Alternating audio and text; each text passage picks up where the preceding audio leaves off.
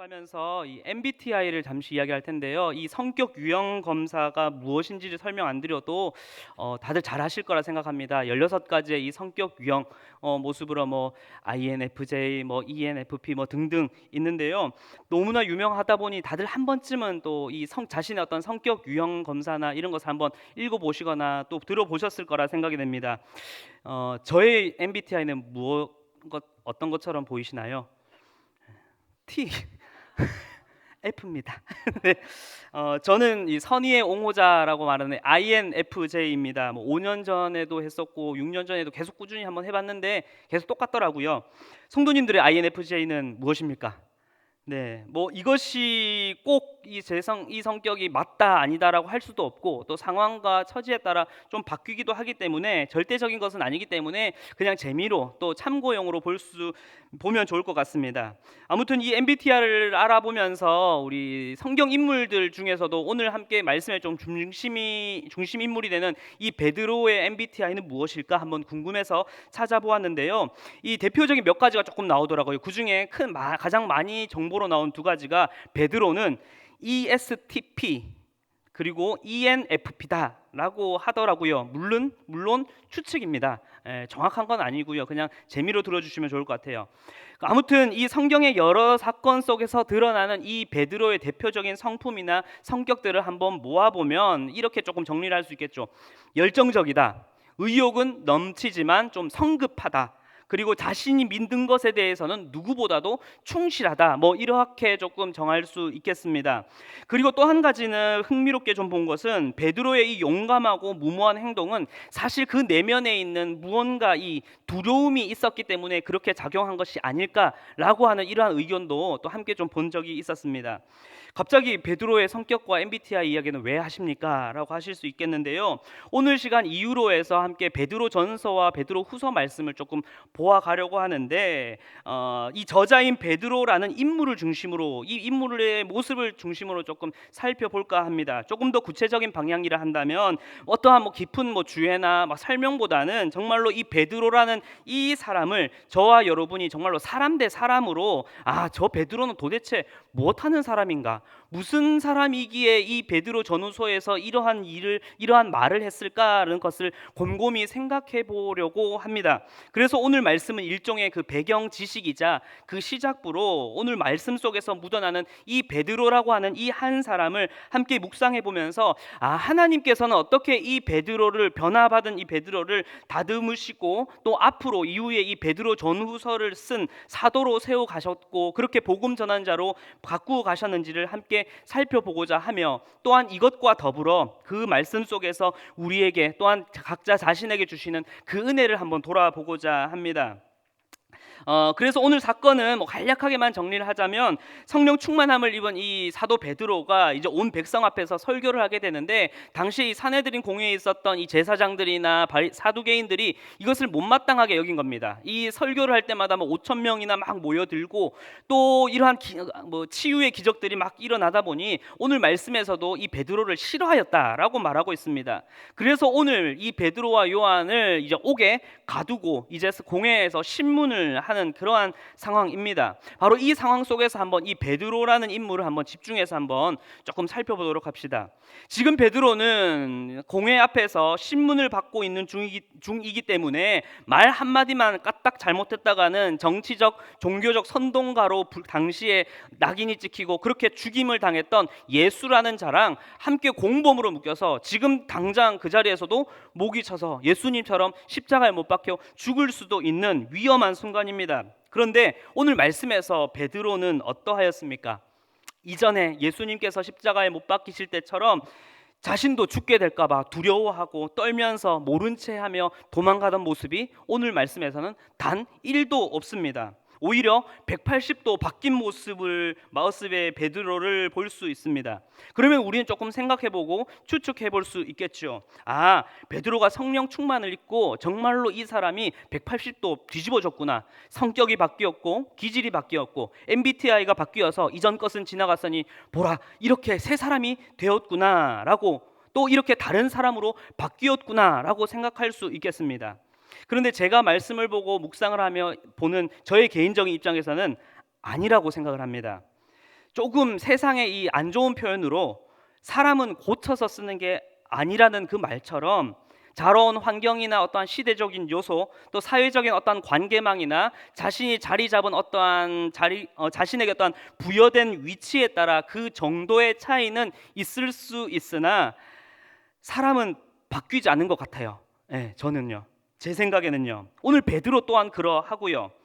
앞서 잠시 보았던 이 베드로의 성격, 의욕이 넘치고 또 성급하기도 하고 급하며 자신이 하나 믿었다고 하면은 막 무작정 달려들기도 하는 그 모습을 생각하고 오늘 말씀을 다시 한번 천천히 보다 보면은 그 베드로의 대사들, 그 말을 읽어보게 되면은 그 성격이 어디 가지도 않고 고스란히 이 말씀 속에 묻어나 있는 것을 볼 수 있습니다. 8절 말씀을 한번 볼까요? 8절에서 백성들의 관리들아 백성들아 라고 말하는데요. 이것이 지금의 표현으로 좀 이야기를 하자면 백성의 관리들아, 뭐 정치인들아 이렇게 한 게 아니라 어떤 표현이냐면요, 야 이 정치꾼들아 이러한 표현이에요. 혹격으로, 이게 문법적으로 혹격으로 그냥 홧김에 소리를 치는 이러한 표현입니다. 이어서 10절부터 12절까지 그리고 19절에서 20절까지 이 베드로의 말을 조금 이 베드로의 이때 당시의 감정과 상황을 조금 넣어서 표현해 보자면 뭐 이렇게 할 수 있겠어요. 야 이 정치꾼 놈들아, 자꾸 험한 말 나오면 안 되는데 정치꾼 놈들아 막 소리치면서 어떻게 이럴 수가 있냐 이러면서 너 이스라엘은 뭐 똑똑히 들어라, 뭐 이렇게 뭐 치료받았고 이렇게 해서 이것이 옳은가 한번 판단해봐라, 라고 막 소리치고 있는 겁니다. 그러면서 내가 그걸 들었는데, 내가 그거를 눈으로 보았는데 어떻게 그것을 내가 말 안 할 수 있느냐라고 막 노발대발 소리를 치고 있는 것입니다. 그것도 누구한테요? 당시 높은 이 공회원들한테서 앞에서 자신은 잡혀 있는 와중에서 그렇게 이야기를 하고 있는 것입니다. 베드로의 성격 어떻습니까? 여전하죠. 그 성격 어디 가지 않습니다. 그렇게 본다면 저와 여러분의 성격도 어디 안 갑니다. 우리도 그 성격대로 신앙생활 해왔고 지금도 우리는 그렇게 살아가고 있습니다. 그런데 오늘 말씀은 그 성격, 그 성품대로 신앙생활하고 예수 전하는 것으로 감사하며 잘하고 있다라고 끝마치고자 하는 것이 아니겠죠. 오늘 우리는 이 말씀 속에서 베드로의 그 못나다라고 평가했던, 그렇게 그 기존에 평가해왔던 그 성격이 어떻게 되었는가를, 그리고 나도 그 내 안에 연약하다고 생각했고 부족하다고 생각했던 그 모습, 내 모습을 다시금 이 말씀 앞에서 한번 되짚어 보길 기도합니다. 베드로도 참 많이 부족한 자였습니다. 열정에 가득한, 열의에 가득한 모습이 되려 신중하지 못한 선택으로 예수님께 사탄아 내 뒤로 물러가라라는 소리를 들었어요. 또 믿는 것엔 충실하였지만은 그것이 때로는 너무나 무대포 같은 하나밖에 모르는 성격이어서 갈릴리 호숫가에도 그냥 앞뒤 보지도 않고 그냥 뛰어들었던 자가 베드로였습니다. 또 위기 상황을 마주했을 때에 그 마음 깊은 곳에 있던 이 내면의 두려움으로 인해 불안하니 어떻겠습니까? 홧김에 도망가야겠다, 모른 채 해야겠다, 예수님의 십자가 나 몰라라 해야겠다라고 했던 자이기도 했습니다. 그런데 여러분, 하나님께서는 이 베드로를 여전히 부르시고 또한 택하셨고 지금도 사용하셔서 하나님의 말씀, 이 베드로 전후서를 쓰도록 하셨고 또한 오늘 말씀에서처럼 복음 전하는 자로 그를 사용하고 계시다는 것입니다. 그러한 성격이 어디 가지도 않았는데도 말이에요. 사랑하는 성도 여러분, 하나님께서는 여러분들을 각각 그렇게 말하는 말은 지금 내 모습이에요. 여러분들의 모습, 저와 여러분의 모습 그렇게 만드셨고 그 성격과 기질은 물론 정도의 차이와 환경의 영향도 있겠지만 그 본연의 모습은 가지 않을 거예요.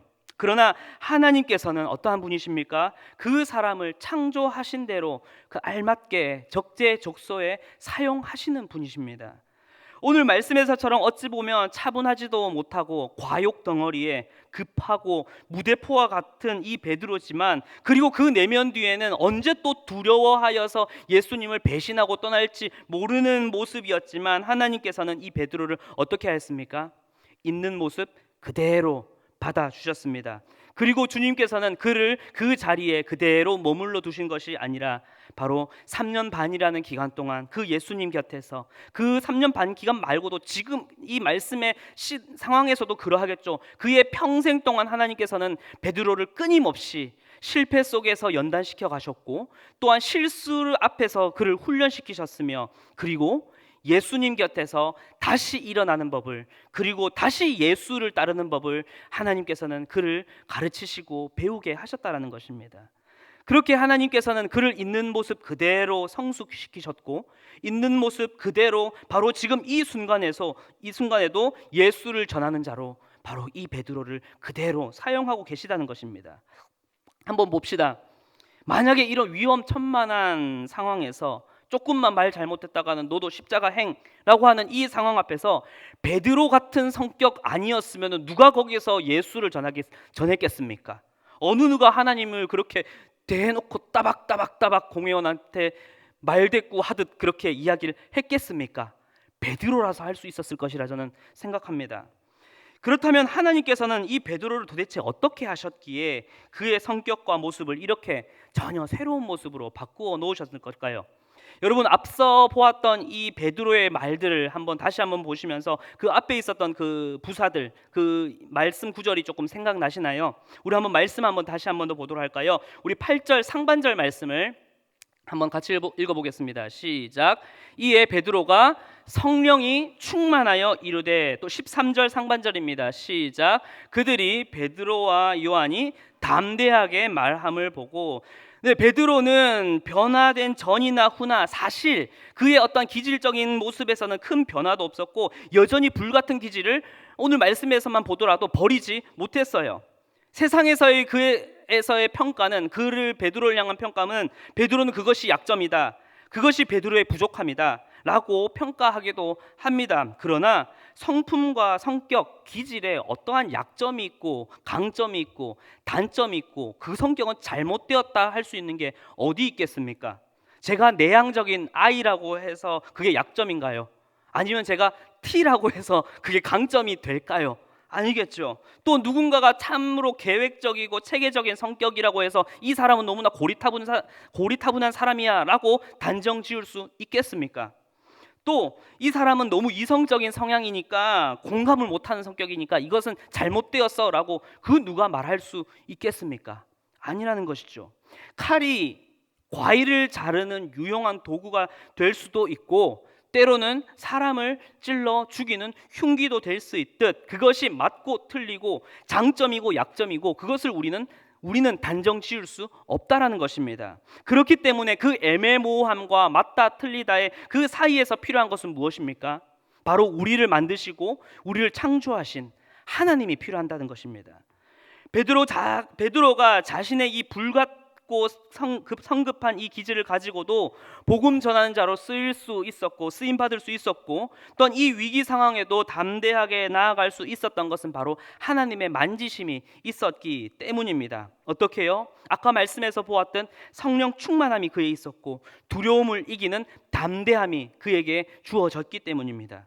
그렇다면 그렇게 성령 충만함과 담대함을 가지고 위기 속에 설 수 있었던 그 뿌리, 가장 근원에는 베드로에게는 그 뿌리에게는 무엇이 있었을까요? 우리 함께 13절 우리 하반절 말씀을 우리 다시 한번 더 읽도록 하겠습니다. 13절 하반절입니다. 시작. 그들을 본래 학문 없는 범인으로 알았다가 이상히 여기며 또 전에 예수와 함께 있던 줄도 알고. 베드로가 이렇게 어떻게 변화된 자인지는 예수를 그리스도라 믿지 않는 이 공회원들도 알고 있었어요. 뭐예요? 베드로가 원래 학문이 없는 자, 이 율법에 관한 전문적인 교육을 받지 못한 어떤 문맹인이라는 자로 그들은 알고 있었다가 뭔가 이상히 여기며 보았더니 그가 신학을 공부한 것도 아니고 신대원을 간 것도 아니라 또 극기 훈련을 잘해서 담대해진 것도 아니라 무엇이에요? 그가 그렇게 성령 충만하고 담대하게 복음을 쏟아낼 수 있었던 것은 바로 그가 예수와 함께 있었기 때문이라는 거예요. 3년 반 동안 예수님의 옆에서 때로는 실수도 하고 실패도 하며 또 때로는 예수님께 꾸중을 들으면서도 그는 언제나 어떻게 했습니까? 예수님의 바로 옆에서 항상 날마다 있었고 그렇게 복음이 되시는 예수님의 그 말씀을 귀로 들었고 말씀의 그 자체가 되시는 예수님을 눈으로 보면서 그렇게 왔기 때문입니다. 그래서 지금 이 베드로와 요한은 자신 있게 무엇을 말합니까? 자신이 듣고 본 것을 말하고 있습니다. 우리 함께 19절과 20절 말씀을 우리 함께 읽도록 하겠습니다. 시작. 베드로와 요한이 대답하여 이르되 하나님의 말씀을 듣는 것보다 옳은가 판단하라. 우리는 보고 들은 것을 말하지 아니할 수 없다 하니. 아멘. 이것은 베드로만 해당하는 게 아닙니다. 지금 이 자리에 함께 말하고 있는 요한도 그의 서신 제일 처음에 이렇게 말하고 있습니다. 우리 요한일서 1장 1절 한번 같이 읽어보도록 할까요? 시작. 태초부터 있는 생명의 말씀에 관하여는 우리가 들은 바요, 눈으로 본 바요, 자세히 보고 우리의 손으로 만진 바라. 곧 그게 누구예요? 예수 그리스도예요. 예. 이들의 성품이 하나님께 귀하게 쓰일 수 있었던 것은 어떠한 특별하며 초자연적인 변화나 아니면 어마어마한 기적을 체험해서가 아니라 단 하나, 예수님 곁에 날마다 머물러 있었고 그 말씀을 여전히 들었고 또한 예수님을 날마다 바라보았고 또 이 위기의 상황 앞에서도 그들의 시선과 눈은 어디로요? 우리에게 향하셨던 그 예수 그리스도를 여전히 믿음으로 향하고 있었기 때문에 그들이 보고 들은 그 전부인 예수가 그들이 마주한 모든 문제를 이기는 답이 되었고 그 답이 되신 예수 그리스도를 그들은 믿음으로 믿었기 때문에 위기와 두려움 앞에서도 답을 가지고 있었기 때문에 담대할 수 있었다라는 것입니다. 사랑하는 성도 여러분, 여러분의 약점을 더 이상 약점으로 여기며 감추기보다는 그것을 이제는 주님 앞에 끄집어내어서 그 주님의 만지심을 기대하며 나아가시는 여러분들이 되시길 간절히 기도하겠습니다. 내가 더 이상 그것을 나의 어떠한 이상적인 잘못된 모습 또한 그것이 나의 어떤 문제와 결핍으로만 생각하지 않길 기도합니다. 오히려 하나님께서는 주님께서는 여러분들이 있는 그 모습 그대로 상한 심령 그대로 나아오길 원하고 계시고 또 주님께서는 그것이 너무나도 불완전하더라도 능히 사용하실 수 있는 분이시라는 겁니다. 물론 내성적인 이 성격 때문에 사람들 앞에 서거나 순장으로, 지역장으로, 교사로, 찬양팀으로, 성가대로 서는 게 너무나 두려우실 수도 있고요. 또 때로는 내 성격이 너무나 툭 치면은 막 직설적인 말이 팍팍팍 나오는 것 때문에 남들이 좀 상처받지 않을까 걱정하실 때도 있을 거예요. 또 제어되지 못하는 나의 어떠한 이 감정선 때문에 본의 아니게 자꾸나 오해나 문제를 야기할 수도 있을 거예요. 그렇게 사람의 모습은 어찌 보면은 어디 가지 않고 그렇게 180도 바뀌지 않을 수도 있어요. 그러나 하나님께서는 여러분 있는 모습 그대로 하나님 나라와 그 영광을 위해 알맞게 사용되길 원하고 계시다는 것입니다. 그렇기 때문에 이제 주님 앞에서 내 자신이 연단되고 훈련되고 성숙되어지기를 주저하지 마시길 바랍니다. 주님께서는 내 안에 주시는 수많은 상황들, 좋은 상황이든 나쁜 상황이든 수많은 상황과 다양한 기회를 통해서 또 때로는 문제와 위기 속에서 우리를 더 좋은 그릇으로 만들어 가길 원하시고 또한 그 그릇의 용도를 찾기 위해 계속해서 맞추어 가시는 그 과정일 수도 있다라는 것입니다. 그렇기 때문에 우리는 어떻게 해야 합니까? 주님의 그 부르심과 그 이끄심에 내 생각대로, 내 의대로, 내 감정대로 나서는 것이 아니라 어떻게 해요? 주님의 그 부르심에 순종함으로 온전히 나를 그분께 맡기고 나아가야 한다는 것입니다. 의욕과 열정이 과하던 모습이라면 이제는 그것이 주님을 향한 뜨거운 복음의 열정으로 바뀌어지길 간절히 기도합니다. 성급한 모습이 있었다면 그것이 이제는 복음이 지체되는 일에 추진력 있게 결단력 있게 나아가는 여러분들의 모습으로 변화되길 간절히 기도합니다. 또 조용하며 많은 이들을 대하기 어려우신 분이시라면 한 영혼 한 영혼 한 가정 한 가정을 위해 깊이 품고 기도하며 꿋꿋이 엎드리시는 기도의 용사로 서가시는 여러분들이 되시길 기도합니다. 제가 그 당사자 중에 한 사람이었기 때문이에요. 원래 저는 내성적인 아이였습니다. 정말로요.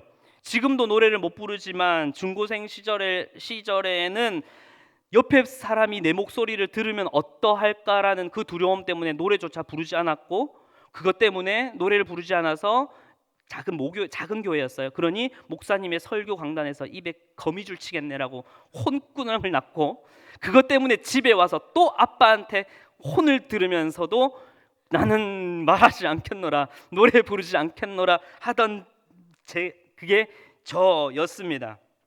그런데 하나님께서 저를 만나 주시고 저를 변화시키시고 저에게 사명을 주신 후에는 저는 180도 안 바뀌었어요. 진짜예요. 안 바뀌었어요. 그대로였어요. 그런데 제가 느낀 게 그거더라고요. 내가 소심해서는 안 되겠구나.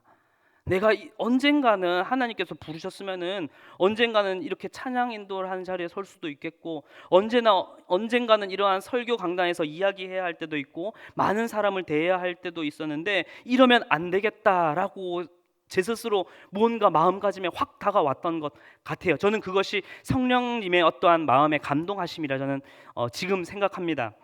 그래서 참 많은 노력을 했어요. 이야기하자면 기니까 생략하겠습니다. 그런데 그보다도 하나님께서는 어떻게 하셨습니까? 지금도 여전히 저를 연단시키고 계세요. 지금도 여전히 저에게 너무나 많은 기회를 주시고, 또 감사하게도 저 부족한 저를 이렇게 사용하고 계시다는 것입니다. 저는 여전히 INFJ 내향형입니다. 때로는 많은 신방과 다수 성도님들을 만나는 거에 막 하루에 기운이 완전 쫙 빠질 때가 있어요. 오늘도 혼자 우리 부교역자님들도 아무도 모르는 저만의 아지트라는 곳에 가서 조용히 이 설교를 준비하고 온 사람이 저입니다. 그런데도 하나님께서 쓰시고자 하는데 어찌하겠습니까? 더 순종하고 더 노력해야겠지요. 그럼에도 불구하고도 제가 부족하니 어떻게 해야 하겠습니까? 주님 붙잡아야 하는 거지요. 그런데 그럴 때마다 주님은 어떻게 하십니까? 또 힘을 주시더라고요. 또 상황과 여건을 통해 저를 연단시키시고 또 세워가시는 것을 바라보게 됩니다. 말씀을 마무리하겠습니다. 여러분, 예수님 곁에 꼭 붙어 계시길 기도합니다. 나를 이 모습 이대로 만드셨고 이 성격 이대로 나를 사용하고자 하시고자 하는 그 주님의 부르심 그대로 이제는 내가 순종하며 준비되어지는 여러분들이 되길 기도합니다. 그리고 노력하며 인내하시는 여러분들이 되시길 기도합니다. 그 어떤 것보다도 그 주님 곁에서 무엇을 해야 합니까? 말씀과 주님의 말씀을 끊임없이 듣고 기도하며, 또한 나에게 오늘 말씀하시고 역사하시는 그 주님을 끊임없이 배우며, 어떻게 해요? 그 주님께 오늘도 내일도 날마다 그 주님 붙잡고 나아가시는, 그리고 그 주님, 그 나의 삶의 모든 상황 속에서 나를 연단하시고 나를 만들어 가시고 성숙시키시는 그 주님과 함께 한 걸음 한 걸음 믿음으로 걸어가시는 여러분들이 되길 기도합니다. 바로 그때 내가 보고 들은 그 예수 그리스도, 그 십자가의 복음이 곧 문제를 이기는 답이 될 것이며, 그 답이 있기에 우리는 오늘 하루도 내일 하루도 무엇 할 수 있다? 담대할 수 있다는 겁니다.